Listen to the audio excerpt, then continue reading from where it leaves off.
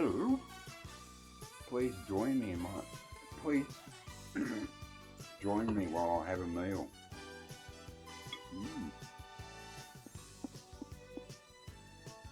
I've been stressing over David Bowie lately. Fuck do I know why. But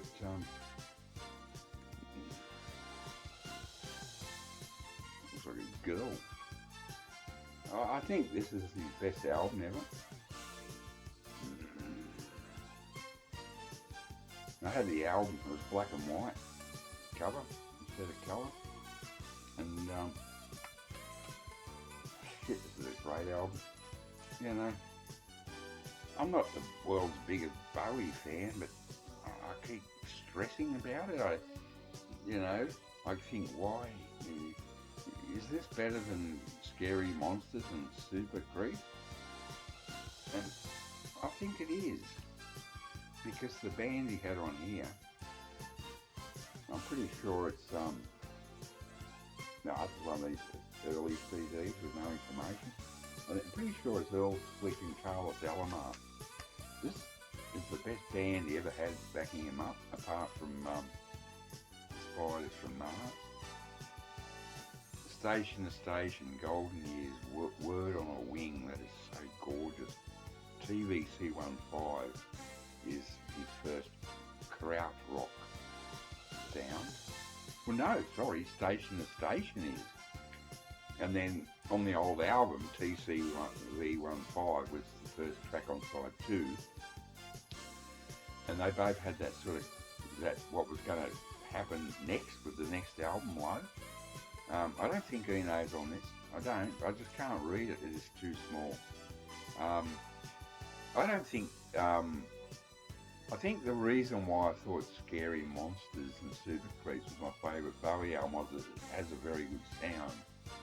And I've been listening to Low and Station to Station a lot this last week. And that you wouldn't call it audiophile recording by no stretch of the imagination. This beats Low sound-wise. I even played Heroes, and even that, side 2's pretty good, but side 1... anyway, it doesn't matter. 76. Now, that's the year, where everything changed, where that punk rock came along. Whatever. But, I think... Oh, fuck. Here, let poison...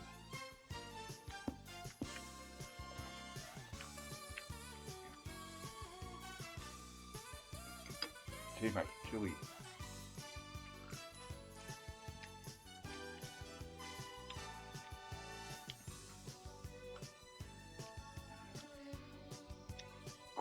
Gorgeous album. That was his Anthony Newley voice, which he discovered on Young American. And thank God he did, because he tends to get hysterical. Even his saxophone, and he's not a bad sax player, limited, but he can do it. But he gets hysterical. This is the album he can't remember recording. And, but I don't know, somehow he was in touch with the whatever, but his vocals there's not much hysterics, there's not much histrionics. The sax is subdued, got a nice little funky, sort of polite, funky disco thing going on here. Man, I love this album so much. I fucking love it. And on this, is CD better than, 78s or something? I don't know. If you want to hear a really good sound from a CD, get this reissue of 801 Live. Phil Manzanera, Eno. Oh man, there's some good musos on this one. Sorry.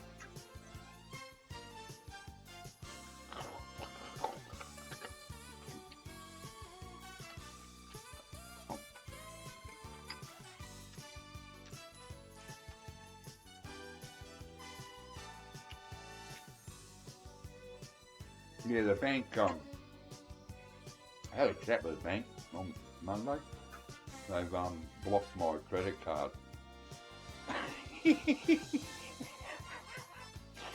But thank Christ, I bought this on eBay before they blocked it.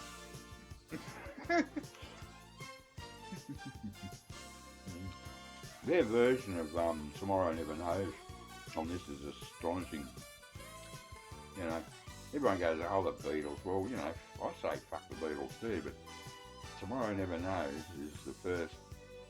That is awesome. September the 3rd, live, 1976.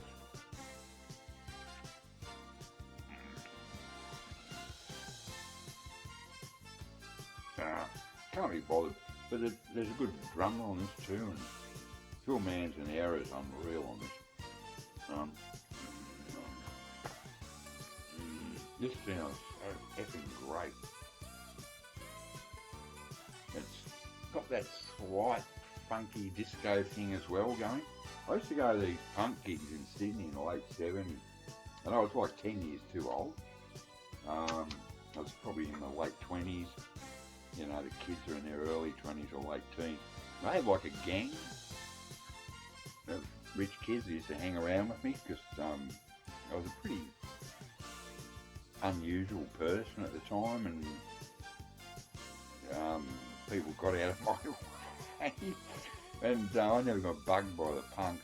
So I go and see the Scientists and Radio Birdman and all that shit up at the Oxford Funhouse in Darlinghurst.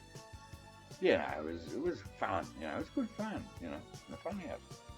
Then I get the train down and stop off at Hurstville on the way home, halfway after on an 18-stop trip home, and I would go into a beautiful old hotel in Hurstville, and they always had the best disco songs, the best, you know, DJ.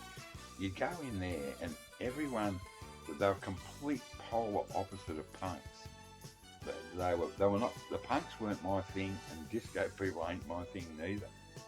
Nothing's my fucking thing, but I'd go in there and I go, oh my God, this is so good. You know, you weren't having people going and spitting all over you and that.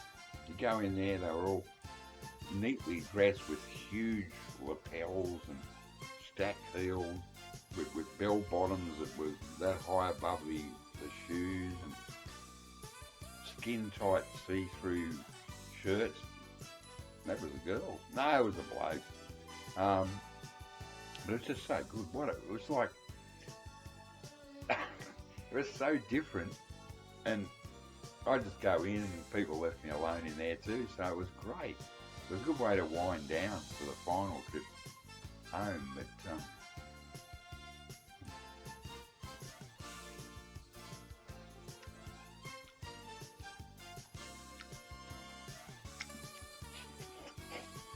sorry, I got signs.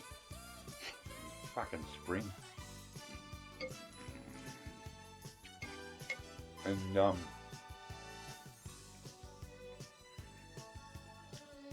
you know, the last Bowie song I liked was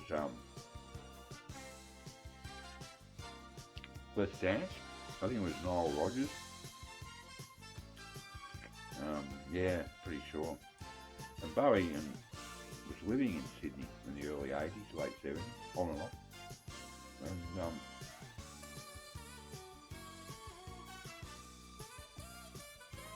so shit,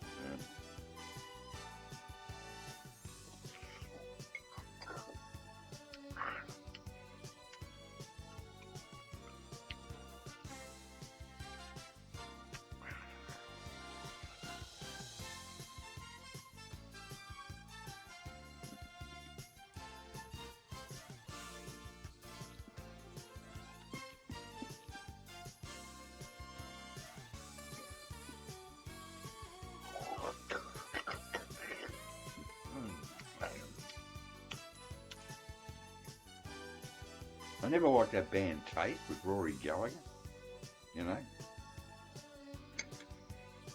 One thing I like about Bowie and Kraftwerk is there's no fucking blues influence whatsoever. You know, I like the blues, you know, sort of. But the thing is, there's absolutely, you know why Kraftwerk are better? Actually, the Beatles and the Kraftwerk thing, here we go again. The Beatles couldn't play the blues. What is it? Yeah, blues? That's not a blues. I don't know what it was. It wasn't the blues. Kraftwerk and the Beatles could not play the blues. Thank Jiminy Cricket for that.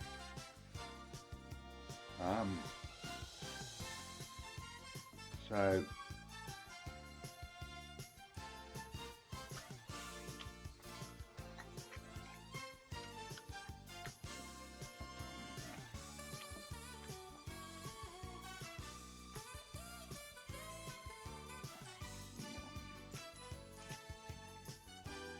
yeah, so they blocked my credit card. So now I've got to watch every penny, and no more cases of beer, you know, on the credit card. Now I've got to buy the cheapest red wine, and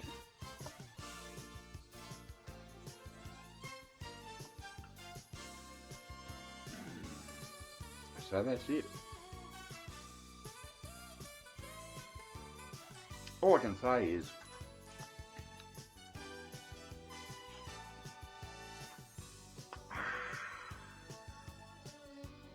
if you want to hear really, really good sound off a CD, get 801 Live.